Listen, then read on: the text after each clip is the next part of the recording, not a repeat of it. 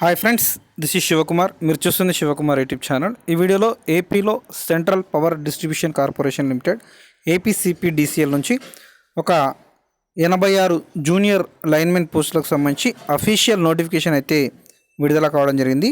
So ఈ వీడియోలో ఈ 86 జేఎల్ఎం పోస్టులకు సంబంధించినటువంటి అర్హత కావచ్చు, పరీక్షా విధానం కావచ్చు, మోడల్ పేపర్ కావచ్చు, అదేవిధంగా ఫీజు లాంటి ఇతర పూర్తి వివరాల కోసం ఈ వీడియోని అయితే చివరి దాకా చూడండి. ఇంకెవరైనా ఛానల్ని సబ్స్క్రైబ్ చేసుకోకుండా చూస్తున్నట్టయితే ఖచ్చితంగా ఛానల్ని సబ్స్క్రైబ్ చేసుకోండి. ఎందుకంటే ఇన్ఫర్మేషన్ చాలా డీటెయిల్డ్గా క్లియర్గా మీకు ఎక్స్ప్లెయిన్ చేయబడుతుంది. ఇంకెలాంటి డౌట్స్ అయినా ఉంటే కూడా మీరు కామెంట్ బాక్స్లో పోస్ట్ చేయండి. మీకు సరైన సమాధానం నేను ఇచ్చే ప్రయత్నం చేస్తాను. ఇంకోటి, వీడియో యొక్క డిస్క్రిప్షన్లో ఈ అఫీషియల్ నోటిఫికేషన్కి సంబంధించినటువంటి పీడిఎఫ్ లింక్ అయితే ఇస్తాను. అక్కడ నుంచి మీరు నోటిఫికేషన్ పూర్తిగా డౌన్లోడ్ చేసుకొని క్లియర్గా చదువుకొని మీరు అర్హులా కాదా అనేది క్లియర్గా తెలుసుకొని పోస్టులకు అప్లై చేసే అవకాశం ఉంటుంది.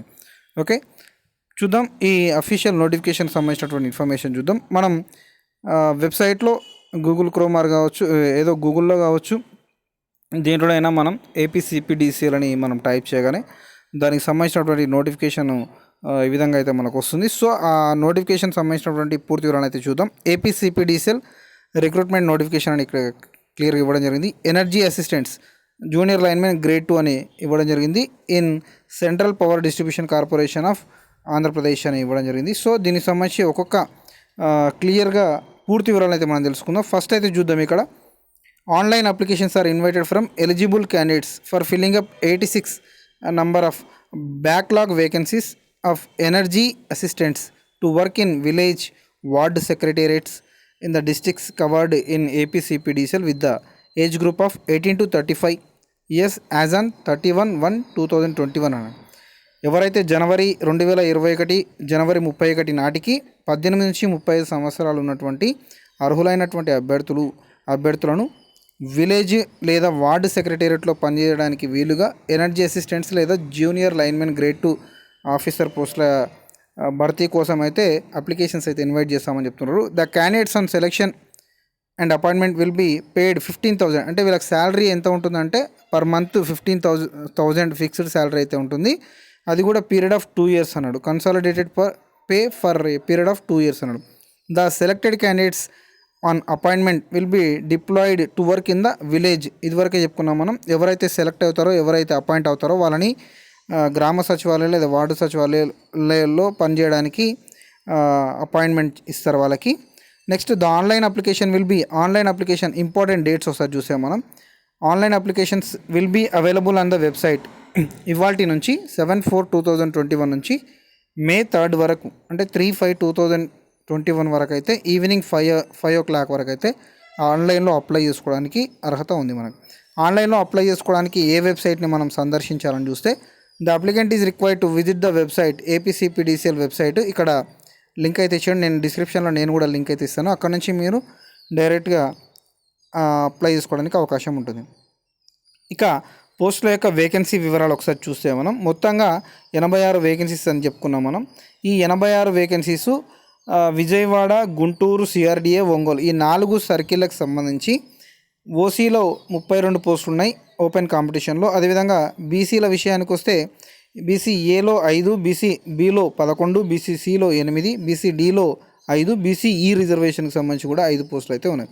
నెక్స్ట్ ఎస్సీలకు సంబంధించి 13, ఎస్టీలకు సంబంధించి 7, మొత్తంగా టోటల్గా కలిపితే మనకి 86 పోస్టులు అయితే ఉన్నాయి. The number of vacancies notified May increase or decrease as per actual requirement. ఈ 86 వేకెన్సీస్ పెరగడానికి అవకాశం ఉంది లేదా తగ్గించే అవకాశం ఉంది. రిక్వైర్మెంట్ని బట్టి పెరగొచ్చు లేదా తగ్గొచ్చు అని చెప్తారు. పర్సెంటేజ్ ఆఫ్ రిజర్వేషన్ చూస్తే బీసీలకి 25% ప్లస్ బీసీ ఈ చెప్పాడు కదా ఇక్కడ, దానికి 4% ముస్లిం రిజర్వేషన్ అన్నాడు. సో దానికి సంబంధించి ఇచ్చాడు. ఎస్సీలకి 15% రిజర్వేషన్, ఎస్టీలకి 6% రిజర్వేషన్, స్పోర్ట్స్ కోటా కింద వాళ్ళకి 2% రిజర్వేషన్ అయితే ఇవ్వడం జరుగుతుందని చెప్తున్నారు. ఎలిజిబిలిటీ విషయానికి వస్తే అంటే అర్హత ఎవరెవరు అప్లై చేసుకోవచ్చు అని చూస్తే మనం the candidate should be of sound health, అంటే ఆరోగ్యం పరంగా ఫిట్గా ఉండాలి, యాక్టివ్ హ్యాబిట్స్ అయితే ఉండాలి, bodily defect or infirmity rendering him అన్ఫిట్గా ఉండొద్దు, బాడీ ఫిట్గా ఉండాలి, ఎలాంటి చెడు అలవాట్లు అయితే ఉండకూడదు, మంచి అలవాట్లు యాక్టివ్ హ్యాబిట్స్ అయితే ఉండాలని చెప్తారు. ఇంకోటి క్యారెక్టర్ అయితే మంచి క్యారెక్టర్ అయితే ఉండాలి. యాంటిసిడెంట్స్ అంటే అతని క్యారెక్టర్ హిస్టరీ చూస్తే ఖచ్చితంగా మంచిగా ఉండాలని చెప్తున్నారు. నెక్స్ట్ అదేవిధంగా the candidate should possess the academic and other qualification prescribed. ఈ పోస్టుకు సంబంధించి అకాడమిక్ అదేవిధంగా అదర్ క్వాలిఫికేషన్స్ ఏవైతే ఉన్నాయో ఆ క్వాలిఫికేషన్స్ అన్నీ కూడా సాటిస్ఫై చేయాల్సి ఉంటుంది. Next the candidate must be A citizen of India and resident of Andhra Pradesh. Andhra Pradesh local candidate అయితే ఖచ్చితంగా ఉండాలని చెప్తారు. సిటిజన్ ఆఫ్ ఇండియా పౌరుడై ఉంటూ ఆంధ్రప్రదేశ్లో పౌరుడై ఉండాలని చెప్తారు. నెక్స్ట్ ఏజ్ విషయానికి వస్తే మనకి 18 to 35 అని ఇదివరకే చెప్పుకున్నాం. ఈ ఎప్పటి వరకు అంటే January 31, 2021 వరకు అయితే 18 to 35 ఉన్నటువంటి ప్రతి అభ్యర్థి అప్లై చేసుకోవడానికి అవకాశం ఉంది. అయితే ఈ క్యాస్ట్ల వారీగా ఏజ్ రిలాక్సేషన్ అయితే ఇవ్వడం జరిగింది. Relaxation in upper age limit is permissible up to 5 years for SC ST BC candidates. అంటే 35 నుంచి ఒక 5 years 40 years వరకు అయితే SC STకి అదేవిధంగా BC క్యాండిడేట్స్కి ఏజ్ రిలాక్సేషన్ అయితే ఇవ్వడం జరుగుతుందని చెప్తున్నారు. Next for in service contract worker working in AP discoms the age at the time of entry into the organisation as contract worker will be considered. ఎవరైతే AP డిస్కమ్స్లో పనిచేసేటువంటి contract workers అయితే ఎవరైతే ఉన్నారో వాళ్ళు ఆ ఉద్యోగంలోకి ప్రవేశించినటువంటి తేదీని ఏజ్నే పరిగణలోకి తీసుకుంటారని చెప్తా ఉన్నారు. నెక్స్ట్ ఎడ్యుకేషనల్ క్వాలిఫికేషన్స్ ఒకసారి చూస్తే మనకి energy assistant junior linemen grade 2కి సంబంధించి క్వాలిఫికేషన్ SSC లేదా 10th క్లాస్ అయితే పాస్ అయి ఉండాలి. దీంతోపాటు ITI క్వాలిఫికేషన్ ఉండాలి. దేంట్లో అంటే ఎలక్ట్రిక్ ట్రేడ్ ఉండాలి, లేదంటే వైర్మెన్ ట్రేడ్ కావచ్చు. Intermediate vocational course in electrical domestic appliances and rewinding అని ఉంది. నెక్స్ట్ అదేవిధంగా ఎలక్ట్రికల్ వైరింగ్ అండ్ కాంట్రాక్టింగ్ ఉంది. Electrical wiring and service of electrical appliances ఉంది. నెక్స్ట్ అదేవిధంగా electrical technician from a recognised institution లేదా బోర్డు. ఈ విధంగా ఈ క్వాలిఫికేషన్స్ ఎవరైతే ఉంటాయో ఎలక్ట్రికల్ ట్రేడ్ కావచ్చు, లేదా వైర్మెన్ ట్రేడ్ కావచ్చు, intermediate vocational course electrical domestic appliances and రివైండింగ్లో ఈ విధంగా ఇక్కడ చూపించినటువంటి ఏ కోర్సులో అర్హత ఉన్నా 10th పాస్ అవుతూ ITIలో ఈ క్వాలిఫికేషన్స్ ఎవరికైతే ఉంటాయో వాళ్ళందరూ కూడా అప్లై చేసుకోవడానికి అవకాశం ఉంటుంది. నెక్స్ట్ రిజర్వేషన్స్ అని చెప్తున్నారు. లోకల్ క్యాండిడేట్ అంటే ఈచ్ డిస్టిక్ అంటే కృష్ణా, గుంటూరు, ప్రకాశం జిల్లాలకు సంబంధించినటువంటి ప్రతి ఒక్క అభ్యర్థిని లోకల్ క్యాండిడేట్గా పరిగణిస్తారని చెప్తా ఉన్నారు. Next the selection list will be drawn in to 2 parts. The first part will comprise 20% of the post consisting of merit list of local as well as non local. అంటే ఈ సెలక్షన్ ఏ విధంగా ఉంటుందంటే 20% ఏమో open competition ఉంటుంది, అదేవిధంగా 80% ఏమో కేవలం local క్యాండిడేట్స్కే ఉంటుంది. ఈ 20% ఓపెన్ కాంపిటీషన్లో లోకల్ క్యాండిడేట్స్ వస్తారు, నాన్ లోకల్ క్యాండిడేట్స్ వస్తారు. యాజ్ మెరిట్ బేసిస్ ప్రకారంగా ఎవరైనా సెలెక్ట్ అయ్యేటువంటి అవకాశం ఉంటుంది. నెక్స్ట్ లోకల్ క్యాండిడేట్ అని ఏ విధంగా నిర్వచిస్తారంటే 10th క్లాస్ వరకు ఏవైతే 4 కాన్సిక్యూటివ్ అంటే 4 వరుస అకాడమిక్ ఇయర్స్ ఎక్కడైతే చదువుతారో దాన్నే మనం ఆ జిల్లాని ఆ సర్కిల్ని మనం లోకల్ క్యాండిడేట్గా పరిగణించేటువంటి అవకాశం ఉంటుంది. నెక్స్ట్ అప్లై చేసుకునే విధానం ఇదివరకే చెప్పుకున్నాం. ఇవాల్టి నుంచి May 3 వరకు అయితే అప్లై చేసుకోవచ్చు. ఆన్లైన్లో ఇక్కడ ఇచ్చినటువంటి లింక్ను బేస్ చేసుకొని అప్లై చేసుకోవచ్చు అని చెప్తారు. నెక్స్ట్ ఇక అప్లికేషన్ ఫీ విషయానికి వస్తే యాక్చువల్గా SC ST applicant must pay 700 rupees towards application processing fee. 700 రూపాయలు అయితే అప్లికేషన్ ఫీజు అయితే ఉంటుంది. OC BC క్యాండిడేట్స్ అదేవిధంగా SC ST వాళ్ళకి మాత్రము 350 rupees అయితే ఉంటుందని చెప్తా ఉన్నారు. ఓకే, మోడ్ ఆఫ్ పేమెంట్ ఏ విధంగానైనా చేసుకోవచ్చు. అయితే ఇక్కడ మనము అప్లికేషన్ చేసేటప్పుడు ఫోటో విత్ సిగ్నేచర్ ఈ విధంగా ఇక్కడ చూపించిన మాదిరిగా అయితే మనమైతే ఫోటోని అప్లోడ్ చేయాల్సి ఉంటుంది. అయితే ఫోటో సైజ్ ఎంత ఉండాలంటే 50 KB కంటే తక్కువ ఉండాలి. DPI సెట్టింగ్ 200 DPI ఉండాలి. ట్రూ కలర్ ఉండాలని చెప్తారు. ఖచ్చితంగా ఈ రూల్స్ని అయితే పాటించాలి మనం ఫోటోని అప్లోడ్ చేసేటప్పుడు. The candidates can apply for the available vacancies in the district in APCPDCL maximum 3 districts including local డిస్టిక్తో పాటు 3 జిల్లాలకు సంబంధించినటువంటి అర్హత కలిగినటువంటి పోస్టులకు అప్లై చేసుకోవడానికి అవకాశం ఉందని చెప్తున్నారు.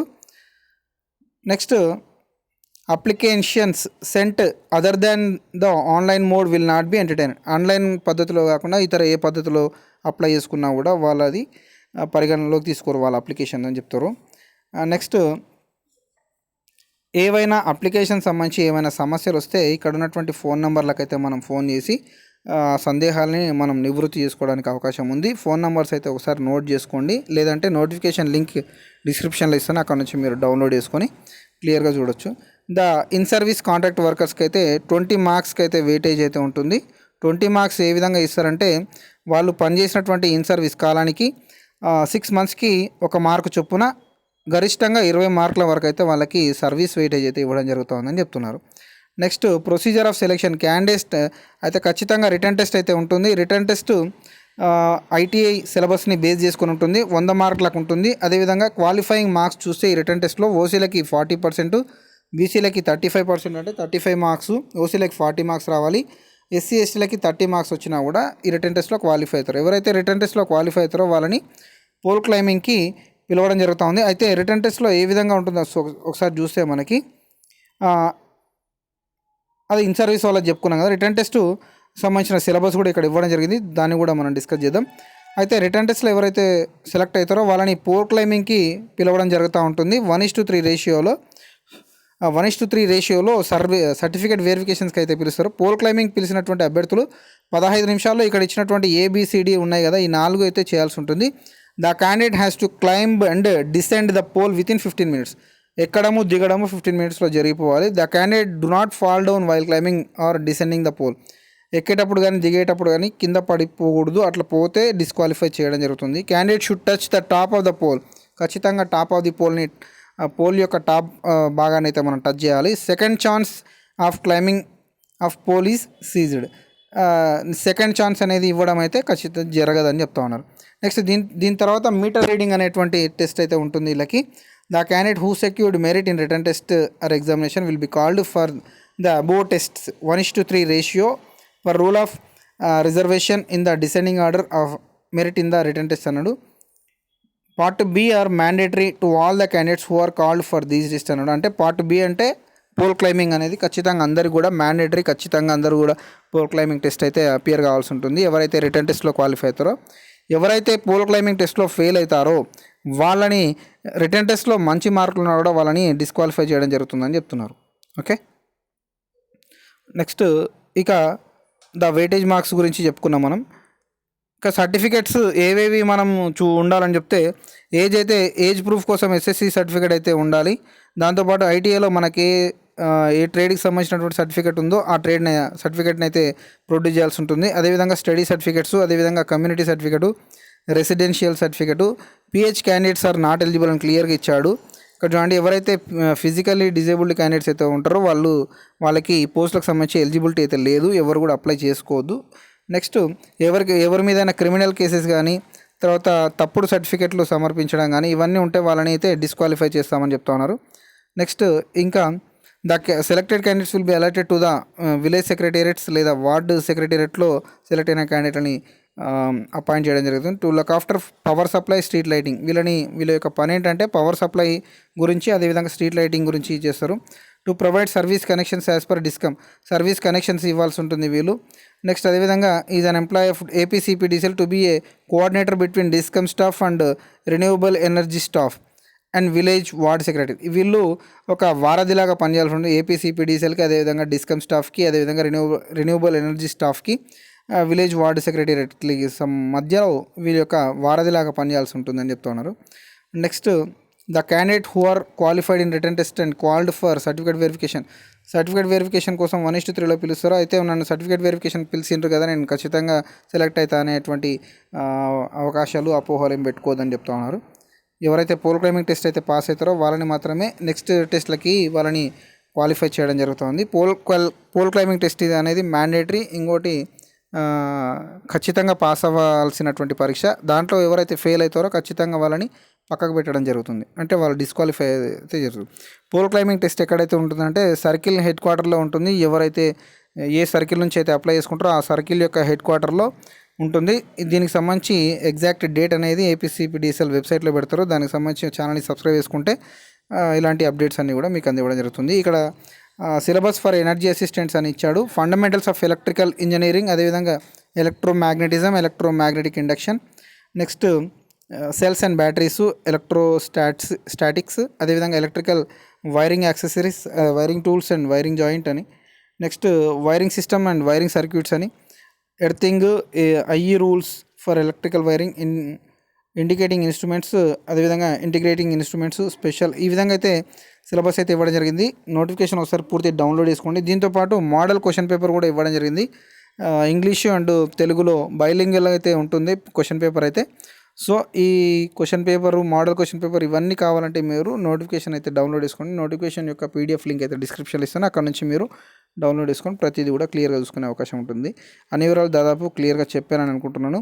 ఇంకేమైనా డౌట్స్ ఉంటే కూడా మీరు కామెంట్ బాక్స్లో పోస్ట్ చేయండి, అక్కడ నుంచి నేను మీకు క్లియర్ ఇన్ఫర్మేషన్ అయితే ఇవ్వడం జరుగుతుంది. ఓకే, ఇంకా ఎవరైనా ఛానల్ని సబ్స్క్రైబ్ చేసుకోకుండా చూస్తున్నట్టయితే ఖచ్చితంగా ఫస్ట్ టైం ఎవరైనా ఛానల్ని చూస్తున్నట్టయితే ఛానల్ని సబ్స్క్రైబ్ చేసుకోండి. ఇలాంటి లేటెస్ట్ జాబ్ అప్డేట్స్ కోసం ఛానల్ని సబ్స్క్రైబ్ చేసుకోండి. ఇన్ఫర్మేషన్ మీకు ఉపయోగపడుతుంది అనుకుంటే, ఖచ్చితంగా ఎక్స్ప్లెనేషన్ మంచిగా ఉందనుకుంటే వీడియోని లైక్ చేయండి, మీ ఫ్రెండ్స్కి అయితే షేర్ చేయండి.